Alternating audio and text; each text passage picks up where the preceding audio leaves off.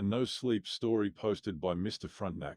If you ever see the stars staring back at you, run. It was a perfect weekend to get out of town. My wife was busy with a friend's bridal shower and my buddies were all going to be stuck at work.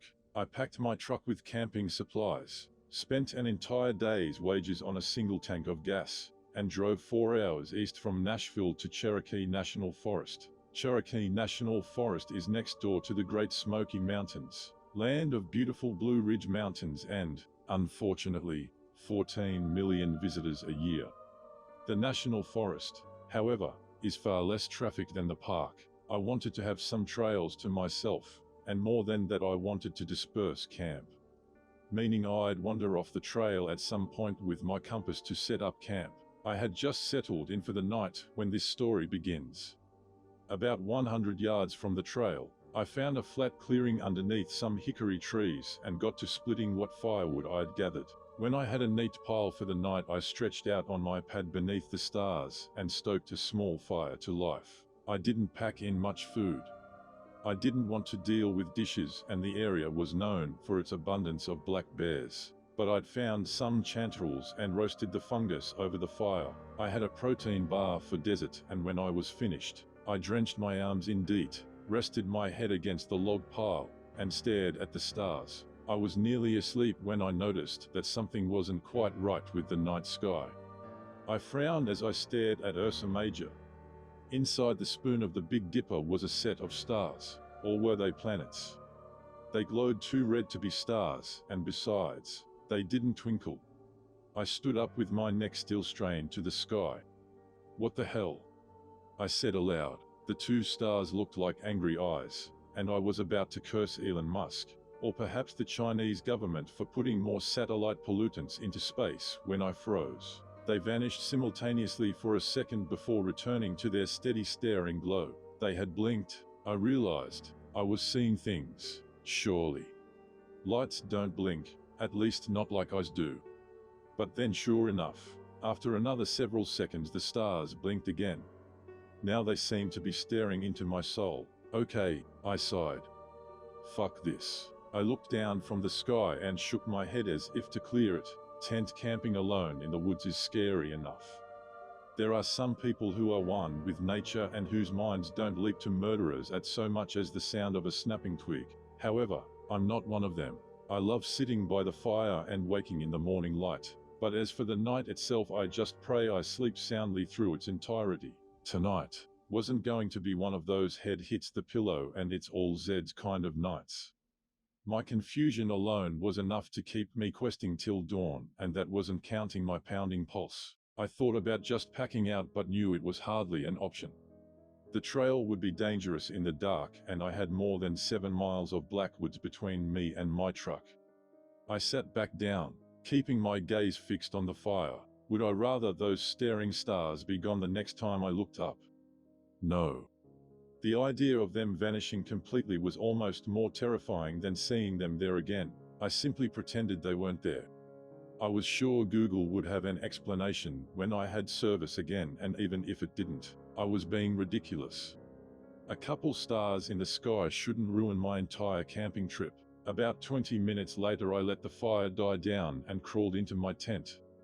Before I zipped the screen, I took one last look and shuddered as the pair of stars stared back at me. I deluded myself into thinking I'd sleep. I went through the motions of preparing for 8 hours of slumber. I rolled my socks up, adjusted my head as best I could on the tiny camping pillow, and started to take deep relaxing breaths. In the back of my head, I knew it would be no use. There was no way sleep was coming any time soon that night. Some small mammal chittered and snapped a branch somewhere in the black.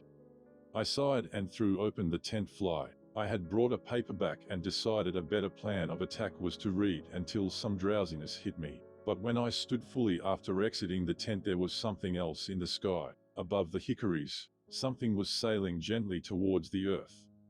It was close, only a few hundred yards away or so, and in the moonlight, I could see it well. It wasn't much bigger than a small car. It looked like a pod made of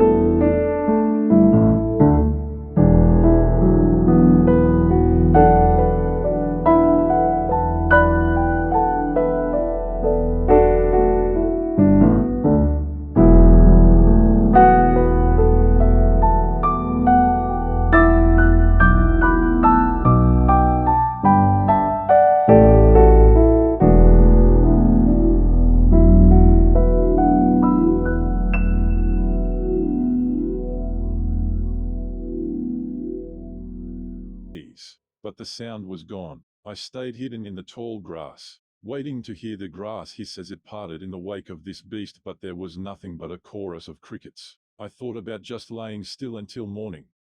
The grass cover was cozy to my hunted mind. But as the silence stayed and my heart rate settled, I kneeled so I could see. I was in a very large clearing thronged with hundreds of hardwood trees. Back the way I'd came, the tree line was intact. Nothing giant had barreled through. I laid back down. There was no way I was going back into the thick woods until morning. I grew tired from the come down of the cortisol and was closing my eyes just as the wind picked up. I had a great sensation of falling just as I was about to sleep and perked up with a start. Something was whispering to me, "Are you there?" I stayed perfectly still, petrified. "It's okay. I can see you," whispered the wind. I rolled and rose slowly to my knees. "Over here." The sound came from an ancient oak tree just through the grass. I stood. I was spotted anyway. "Who are you?" "I am not anybody." I flinched as it felt like the sound came from inside my head. "Come closer. I want to see you." "Where are you?" "I'm flattered, but I understand I'm not all that thin." "Right here." The sound was coming from the oak tree. The tree? That's me. Fuck, I thought. Maybe those weren't chanterelles. I looked at my hands, but unfortunately, I felt acutely sober. The tree only spoke when the wind whistled through its leaves, and for a moment I thought almost foolish. How ignorant had I been to think that something so large and so ancient couldn't communicate. That such old trees simply stood stoically until death. I stepped forward skeptically. Is this some kind of joke? The tree considered. It could be. Knock knock. I paused. Who's there? Good luck. Good luck who? Good luck to you. What? I'm a tree, you see. Knock on wood. Oh, Jokes are never funny when they need explanation. Yeah. Speaking of explanations, I said. Where's the speaker? What? You think us trees aren't capable of communication? You're a talking monkey. I for one was just as stupefied when your kind first crawled through the brush blabbering. I said nothing, of course. The speech paused as the wind did too. We need the wind to speak. It needs to bleed through our leaves, and all your buddies here. I gestured at the other hardwoods. They speak too? Oh, not to you. I'm a kind tree, you see. Most of us hate you. But figure your species will be gone soon enough anyway. You meet a talking tree and all you have to say is Sorry, I think I'm high. Oh, I'm afraid not. I looked back towards the tree line. Something chased me here. Yes. I saw him. Who? Your purser. Furry fellow. Big black bear. It had sounded too large to be a bear, but then again, the woods at night play tricks on the mind. I sighed in relief. Have you been wondering about those stars? What? I said in sudden alarm. Those two stars. You see them, don't you? Said the tree. Staring like eyes. I looked up and there they were staring back at me. Do you know what they are? No. But we've seen them before. Once every few decades or so. They bring bad things, and you should leave these woods. I'm planning on it. We've seen them long before your kind took flight. Are you saying they're comets? No. Although we've seen comets often bring bad things too. So, what are they? I looked at the lights. Aliens? Do you want to know something, child? What? One of the most comforting thoughts is that all sentience is similar no matter where it forms in the universe. That all consciousness at its peak is kind and curious and humorous. Like the very best in humanity. Sure, I looked at the stars and smiled. It's a nice thought, but how horrifying is the alternative? That not all sentience sees things the same. That beings far smarter than you, beings with the power to cross galaxies don't choose to explore the wonder in the worlds but stalk the stars instead. Like sharks in search of blood, I watched the two lights blink in tandem. Is that what you think these things are? And looking down at Earth, the wind was weakening. What might your species look like to them? 7 billion hairs. The tree hummed. Caught in a single snare. The wind ceased and the clearing quieted. Are you saying you know this? The tree couldn't respond. There was no wind to rattle the leaves. Hello? I waited anxiously for a breeze, but just as suddenly as the gusts had come, they stopped. Silence in the grass. I bed down, still afraid of the dark, and after several hours, I slept. When I woke it almost dawn. A few crickets were still calling, and the wind was calm. Confident with the coming light, I stood and started for the thick woods. Talking trees. I shook my head. What happened to me last night? Suddenly I stopped in my tracks. The hue of light was budding the sky in the west. It wasn't dawn, it was dusk. I had slept 16 hours. My heart began to race again. How could this be? I started to run in a panic, hoping that the last of the light would be enough to find my campsite. I bounded through the woods. Another hour passed and I was even more lost than before. Nothing familiar. Fuck. I shouted hopelessly, and suddenly my cry was returned. There was yelling. People were yelling my name. Of course, a search party. My wife would have been in a panic since I was supposed to text her when I packed out. Over here. I yelled into the night. Over here. I started to run towards their calls, stumbling through the dark woods like a drunk.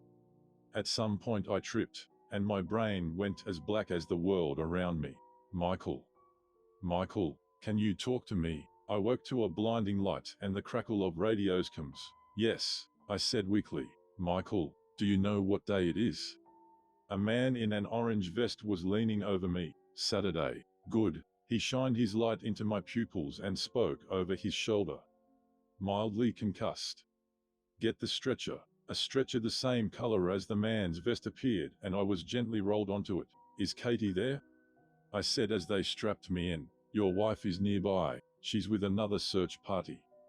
We're gonna let her know you're safe.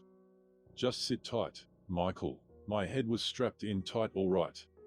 I could only see the woods by rolling my eyes to the side. Soon I was lifted, and each member of the search party came by and patted me on the shoulder. My mind had been elsewhere, thankful to be rescued from these woods. But after several minutes of quiet, the conversation that the men who carried the stretcher were having brought me out of my own head. I'm telling you, that can't be Mars and Venus. They're way too close. Well, those aren't satellites. They have to be. I was lying supine to the stars, and watched as the two lights vanished slowly, as if closing their eyes only to sleep. Hey, one of the men said. They're gone. See, said the other. Satellites. We came to a clearing where the sky was much more visible. It was the clearing with the hardwoods. With the talking tree. I must have run in a circle again before I tripped. I thought I'd be able to laugh about that speaking oak now that I was safe, but the encounter only made me more unsettled. A mile or so up a ridge, I could see the flashlights of one of the other search parties bobbing in the trees, but just above them something else caught my eye. Dozens of those pods were sailing gently from the sky. Hundreds. Thick as locusts. I struggled against my restraints. Those things that came from the stars, what had the tree thought they were? Do you see that? I tried to get the men's attention, but I was too weak. Take it easy, Michael. It won't be long now. The pods disappeared into the ridge and my heart leapt as we passed the same oak tree I thought had talked. I rolled my eyes to the side to look at it. Slithering down its spine was a creature. It was one of those pods with long, pipe-like limbs. It moved a few of them aside like a spider to reveal a smile of daggers. I heard the horrific screams of the other searchers up the ridge. The men carrying me stopped walking. Our entire search party stopped and stared, all too startled by the screams to even speak. The creature on the oak leapt off and bounded up the ridge towards where its friends had fallen.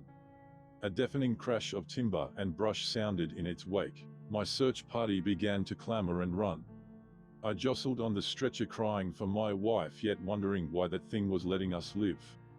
Wondering why it had chased me through the woods the night before only to speak to me. I know now it's because it wanted me to tell this story, that it wants us to know there are creatures with the entire universe before them that choose to stalk the stars. Feeding on fear. Like sharks, it had said. like sharks in search of blood, and all I could do was cry at how foolish I was. How foolish I was to think trees could talk.